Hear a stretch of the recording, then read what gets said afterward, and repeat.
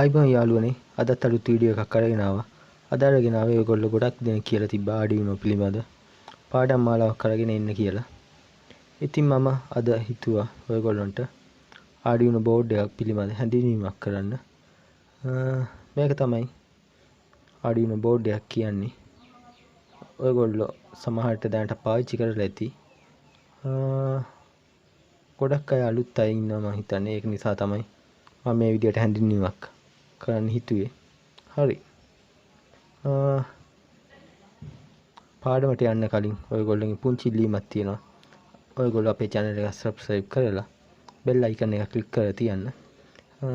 අලුත් පාඩමක් දාපුවම ඔයගොල්ලන්ට දැනගන්න පුළුවන් වෙයි. හරි. මේ තියෙන්නේ Arduino board එකේ පිටිපැත්ත. හරි. මෙන්න Arduino board එක. ඔයගොල්ලන්ට මේකේ මේ තියෙන්නේ header එක කියන්නේ මේවට තමයි අපි input output set කරන්නේ. පාසන්න ඕනේ jumper wires තියෙනවා. ඒව කෙලින් මේකට set කරන්න පුළුවන්. ඔයගොල්ලෝ මේකට power එක දෙන්නේ කොහොමද කියලා බැලුවොත් power එක දෙන්න ආකාර තුනක් තියෙනවා. ඒ ගැන චුට්ටෙන් කතා කරමු. ඊට කලින් කියන්න ඕන මෙන්න මේක තමයි IC එක. Atmega 328. ඔයගොල්ලන්ට අංකෙ පේනවා. මම ඔයගොල්ලන්ට තාටි කාලෙකින් තාටි දවසින් ගෙනත් දෙන්න මේ IC එක දාලා ඔයගොල්ලන්ට කොහොමද මේ වගේ බෝඩ් එකක් හදාන්නේ කියලා කියන්නේ. ඒකට ඕන වෙන්නේ මේ IC එකයි. මේ වගේ push button එකක්. මේක මේ වගේ oscillator එකක් ඕන වෙනවා. resistor, capacitor ඒ වගේ උපාංග චුට්ටක් කීපයක් පාවිච්චි කරලා ඔයගොල්ලන්ට මේ වගේ බෝඩ් එකක් හදාන්න පුළුවන්. ගොඩක් ලාභදායී. ඔයගොල්ලන්ගේ ප්‍රොජෙක්ටර් එක හොඳට ප්‍රමාණවත්. ඒ වගේම කියන්න ඕන මේ දවස්වල මේවා ඉතාමත් මිල අධිකයි. ඉස්සර මේ IC එක රුපියල් 125ට තිබ්බා. පස්සේ රුපියල් 2000 ගානටක් ගිහින් තිබ්බ. දැන් නම් ගණන් පිළිබඳ කොහොමද කියලා තත්ත්වය නම් දන්නේ නැහැ. හරි. ඔයගොල්ලන්ට මේක බැලුවම පේනවා මේ විදියට නම්බර් කරලා තියෙනවා. හරි.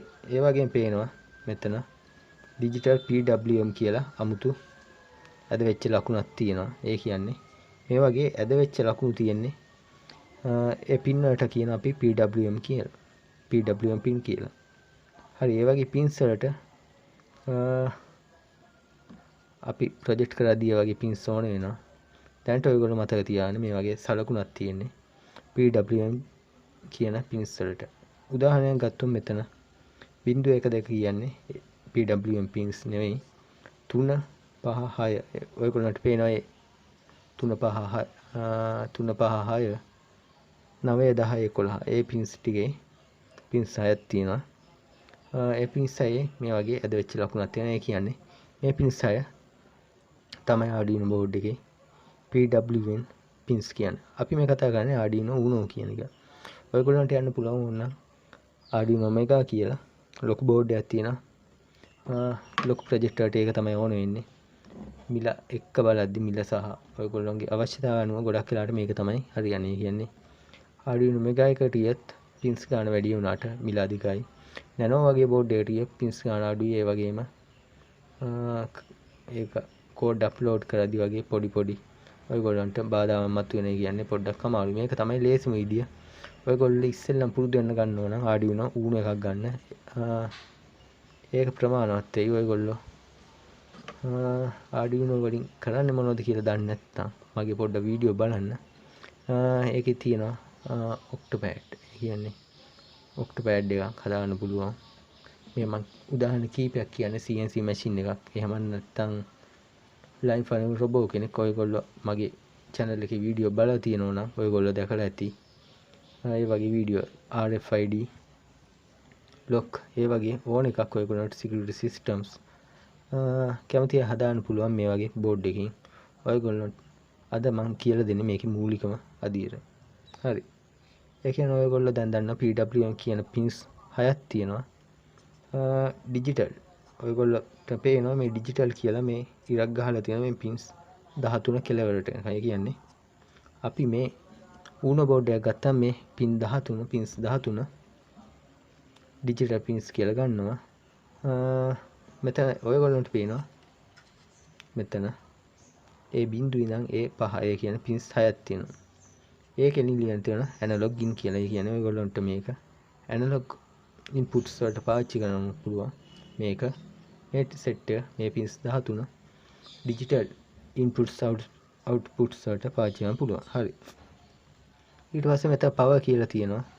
පවර් කියන්නේ ඔයගොල්ලෝ කියන්නේ මේ පවර් සම්බන්ධ පින්ස් ටික. මෙතන Vin කියලා තියෙනවා.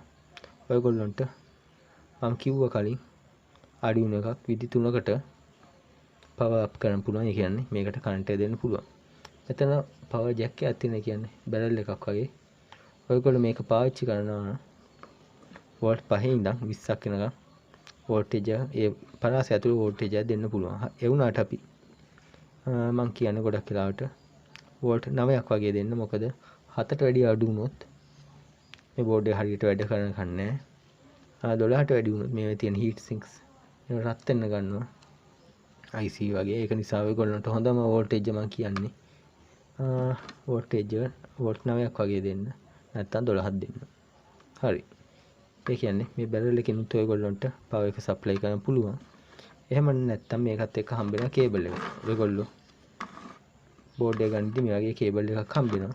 ඒ කේබල් එක මෙතනට සෙට් කරලා USB port එක කරා පවර් කරන්න පුළුවන්. ඒත් නැත්තම් ඔයගොල්ලෝ මගේ වීඩියෝ බලලා තියෙනවා නම් ලයිව් ෆලවින්නේ එහෙම නැත්තම් රිමෝට් එකෙන් යන ඔයගොල්ලෝ දැකලා ඇති මගේ වීඩියෝ වල තිබ්බා ෆෝන් එකෙන් කන්ට්‍රෝල් කරන රොබෝ කෙනෙක් වාහනයක්. ඒ කියන්නේ ඒ වගේ එකදී ඔයගොල්ලන්ට පුළුවන් එතන තියෙන මෝටර් කන්ට්‍රෝල් හරහා එන පවර් එක මෙන්න මෙතන Vin කියන පාදයට දුන්නම් මේ හරහත් ඔයගොල්ලන්ට බෝඩ් එකට කරන්ට් එක දෙන්න පුළුවන්. මේ GND කියන්නේ ඒක ඔයගොල්ලෝ කරන්ට් එක දෙනවා නම් එතන GND එක කියන්නේ අපි මෝටර් කන්ට්‍රෝල් එකකින් කරන්ට් එක ගන්නවා Vin එකට මෝටර් කන්ට්‍රෝල් එකකින් ඉන් අවුට් එක දෙනවා. ඒ කියන්නේ එතෙන් වෝල්ට් 5ක් වගේ ගන්න පුළුවන්.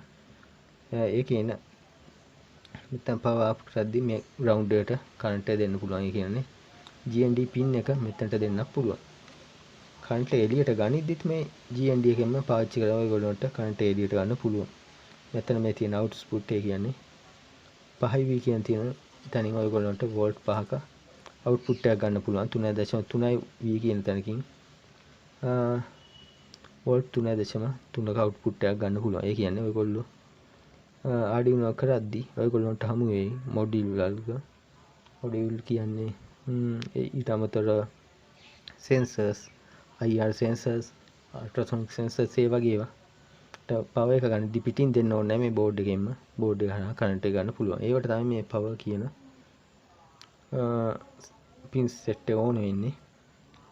මේ තියෙන්නේ ප්‍රධානම IC එක මේක තමයි මේකේ මූලිකම දේ. මම කිව්වා ඔයගොල්ලෝ මේක පින්ස් 18 පින්ස් 28 ඒ කියන්නේ එක පැත්තක පින්ස් 14යි දෙපැත්තම ගත්තම පින්ස් 28යි. මේ IC එක දාලා ඔයගොල්ලන්ට බෝඩ් එක තනියම හදාගන්නේ කොහොමද කියලා මම ඔයගොල්ලන්ට ඉස්සරහදී කියලා දෙන්නම්. මේ තියෙන්නේ ක්‍රිස්ටල් ඔසිලේටර්. ඒ කියන්නේ මේකෙන් ෆ්‍රීකවන්සි සම්බන්ධ දෙයක් ටයිමින් වලට වගේ අදාළ මේ දෙක තමයි මූලිකම දෙක උපාංග දෙක. මේ උපාංග දෙක භාවිතා කරලා ඔයගොල්ලන්ට බෝඩ් එක හදාන්න පුළුවන්. හරි. මම ඒ ගැන පස්සේ කියලා දෙන්නම් වෙනම වීඩියෝ එකකින්.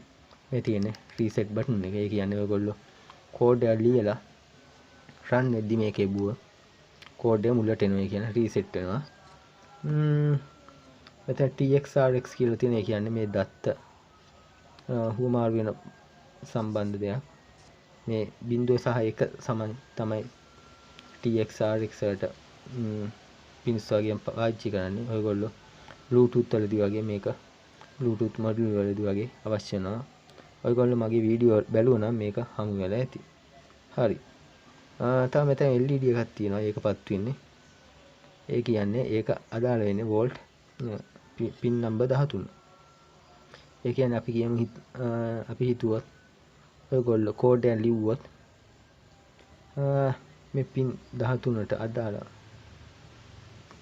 13 වෙනි පින් එකට LED එක සෙට් කරලා ඒක නිවෙන්නපත් වෙන්න ලිව්වොත් ඒකත් එක්කම මෙන්න මෙතන තියෙන LED එක පත් වෙන ඒ කියන්නේ මේ LED එක පත් වෙන්නේ මේ පින් නම්බර් 13 කියන ඒකත් එක්කම.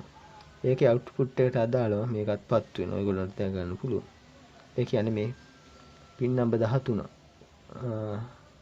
හයි වෙන ඔයගොල්ලන්ට ඉස්සරහට දැන ගන්න පුළුවන් හයි. එහෙම නැත්නම් ඒකෙන් කරන්ට් එක එළියට එන වෙලාවට මේ LED එක පත් වෙනවා. හරි.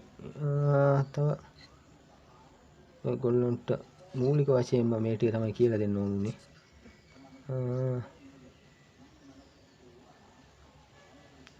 හරි. ඔයගොල්ලෝ ගන්නවා නම් ඉස්සෙල්ලා මූණෝ එකක් අරගෙන පුරුදු වෙන්න. හරි. දැන් එතකොට මම ඔයගොල්ලන්ට මේ කෝඩ් දාන හැටි මුලින්දම කියලා දෙන්නම්.